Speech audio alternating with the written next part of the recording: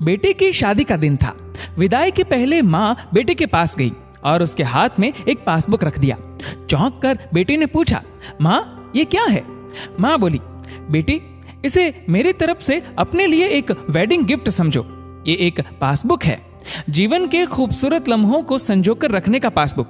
आज तुम्हारी शादी हुई है, मैंने बैंक में 10,000 रुपए जमा कराए हैं और इस पासबुक में इसकी एंट्री भी कर दी है। इन शब्दों के साथ, आज बेहद खुशी का दिन है, आज मेरी बेटी की शादी है। माँ कहती गई, अब तुम अपने पति के साथ एक नई जिंदगी शुरू करने जा रही हो।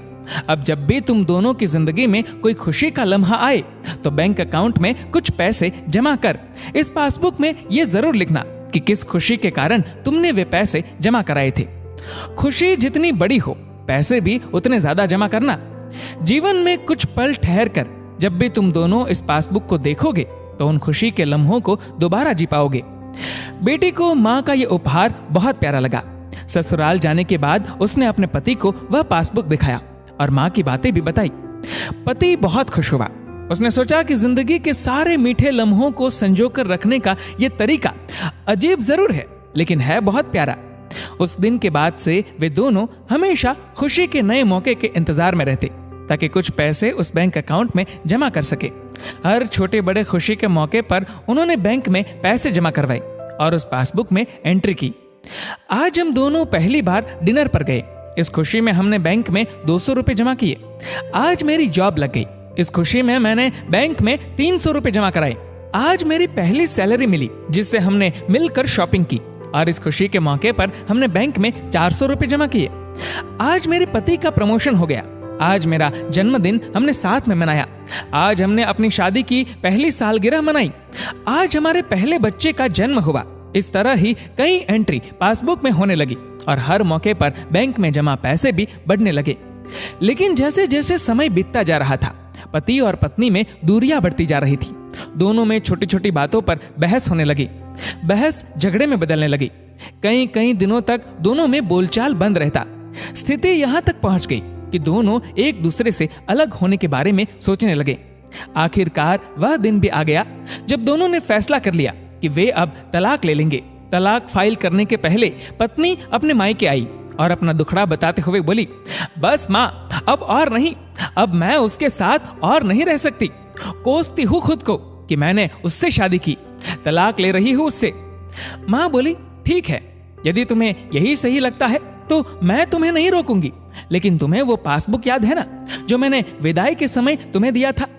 तलाक लेने के पहले उस बैंक अकाउंट को बंद कर दो और उसमें जमा सारे पैसे खर्च कर दो। यदि वो शादी इतनी ही बुरी थी तो उससे जुड़ी कोई याद भी तुम्हें नहीं रखनी चाहिए। पैसे खर्च कर वह पासबुक जला देना। बेटी ने कहा, हाँ माँ, आप ठीक कह रही है। अगले दिन वो बैंक अकाउंट बंद कराने गई और कतार में लग गई। कतार में खड़े खड़े उसने यूं ही उस पासबुक का एक पन्ना पलट लिया, एक से दूसरा, फिर तीसरा। पढ़ते पढ़ते उसकी आंखें डबडबा गई। वे सारे खुशी के लम्हे उसकी आंखों के सामने घूमने लगे जो उसने अपने पति के साथ गुजारे थे। वह कतार छोड़कर वापस घर चली आई। घर आकर उसने अपने पति से कहा, तलाक लेने के पहले इस बैंक अकाउंट को बंद कर देना चाहिए। मैं ये नहीं कर पाई। कल तुम बैंक जाकर अकाउंट बंद करा देना और सारे जमा पैसे खर्च कर देना। अगले दिन पति बैंक गया। कतार में खड़े खड़े उसने भी पासबुक के पन्ने पलट लिए। सारे लम्हों को याद कर उसकी आंखें भी भर आई। वह भी कतार से निकलकर घर आ गया। घर आकर पासबुक अपनी पत्नी के हाथ में रख दिया।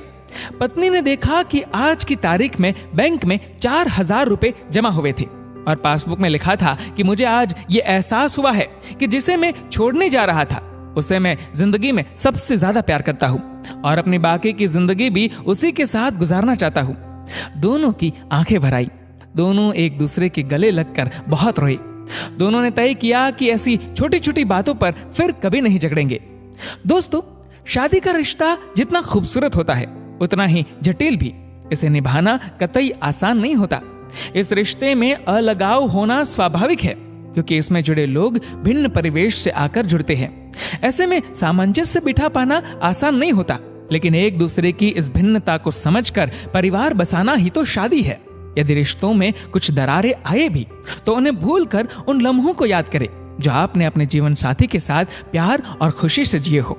वो लम्हे आपके अंदर छुपी हुई भावनाओं को फिर से जिंदा कर देंगे।